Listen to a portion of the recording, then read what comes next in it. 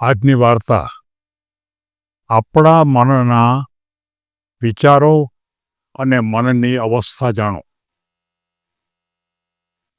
આપણને ખબર છે કે આપણા મનની અવસ્થા કેવી છે અથવા તો મનના વિચારો કેવા છે એ આપણને ખબર નથી પડતી, પણ એ આપણે કેવી રીતે જાણવા એના માટેના અનુસંધાનમાં મારે એક વાર્તા કહેવી છે.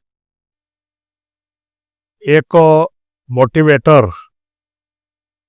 એક એવા પ્રકારની તાલીમ આપતા હતા કે જેની અંદર મેડિટેશન એટલે કે ધ્યાન અને એના ઉપર કેવી રીતે ધ્યાનમાં જવું એના ઉપરના એક વર્ગો ચલાવતા.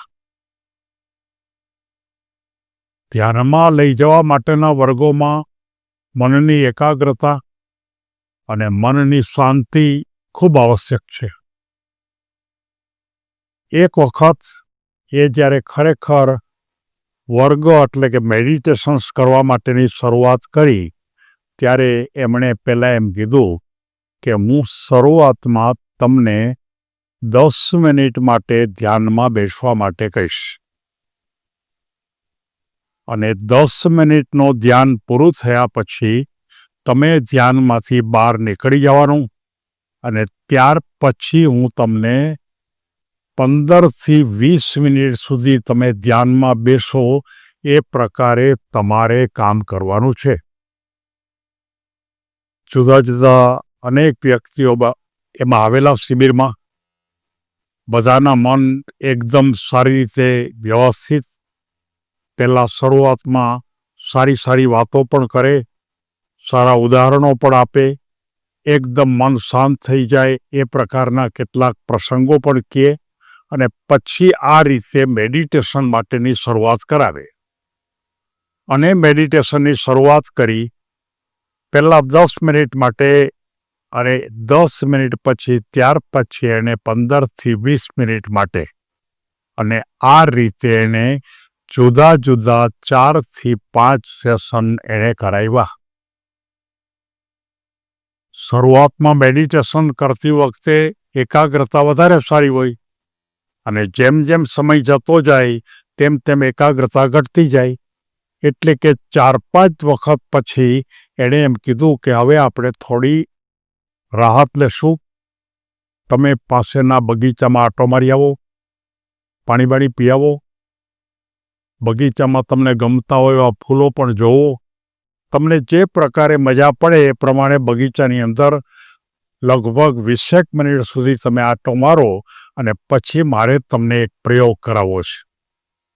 અને આ જે મોટિવેટર હતા કે જે ખરેખર આ પ્રકારે ધ્યાનમાં બેસાડવા માટે કહેતા, એ કોઈને કોઈ જુદા જુદા પ્રયોગો પણ કરે.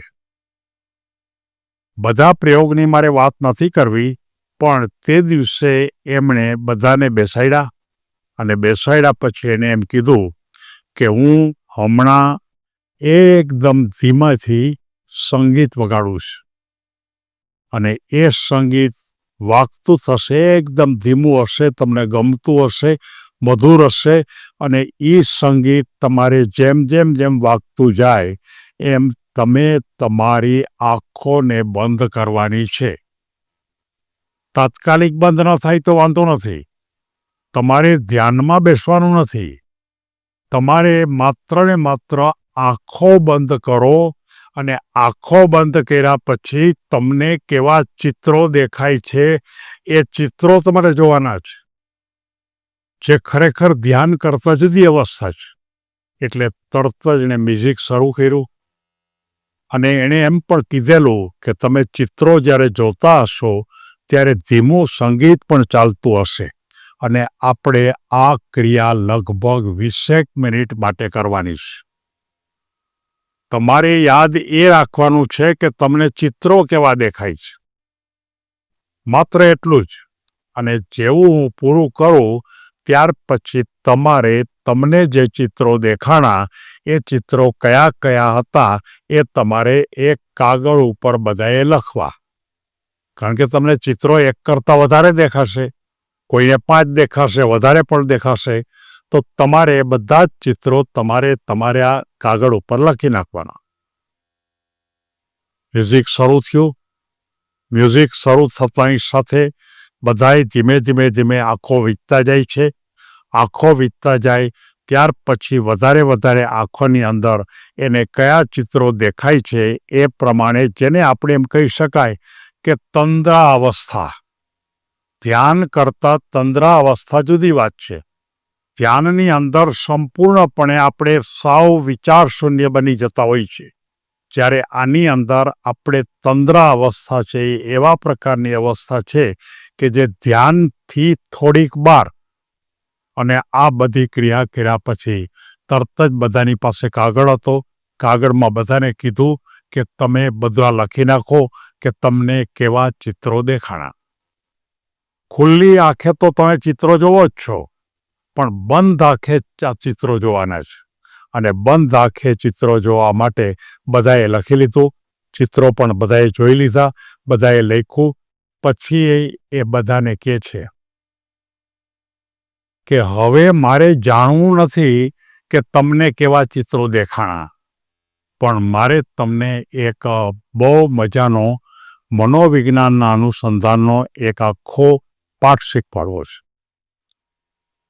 જે લોકોને બહુ મજાના ચિત્રો દેખાણા હોય, તમે આનંદ કરતા હો, તમે નાચતા હો, તમે કોઈ બગીચાની અંદર ફૂલ તોડતા હો, તમને પોતાને બહુ ગમતું હોય, બાળકો રમતા હોય, અથવા તો તમે બધા સારું સંગીત સાંભળતા હો, તમારા મનમાં જો આ પ્રકારના ચિત્રો જો આવે તો તમારે માનવાનું કે તમારી મનની અવસ્થા બહુ સારી છે.